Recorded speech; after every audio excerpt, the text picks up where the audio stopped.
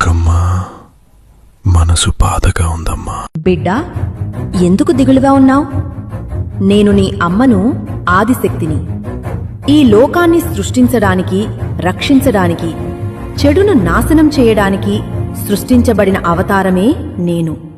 ధైర్యంలో శైలపుత్రిని, ఆత్మ నియంత్రణలో బ్రహ్మచారిని, యుద్ధధ్వనులతో రాక్షసులను సంహరించే చంద్రఘంటాదేవిని, సూర్యుడికే వెలుగునిచ్చే కుష్మాండని, సుబ్రహ్మణ్యుడిని కుమారుడుగా కనిపించిన స్కంధమాతని, రాక్షస మహిషాసురుడిని సంహరించిన కాత్యాయనిని, భగభగ వెలుగుతూ పుర్రెలను ధరించే భయంకరమైన రూపం, నిప్పులు కక్కే అగ్నిచూపులతో రాక్షసుల్నే కాదు, అంధకారం, మాయ, చెడు శక్తులు అన్నింటినీ నాశనం చేయగలిగే కాలరాత్రిని, పవిత్ర శాంతి రూపం కలిగిన మహాగౌరిని నేనే.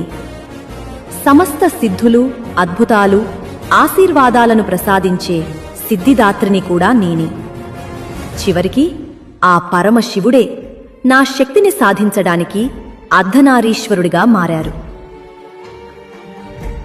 నన్ను కాపాడమ్మా అని నీవు కన్నీరు పెట్టి శరణు కోరితే, నీలోని పాపం, భయం, దౌర్భాగ్యం, అడ్డంకులు మరియు శత్రువులని నీ నుంచి దూరం చేస్తాను. దుర్గమ్మ, మనసు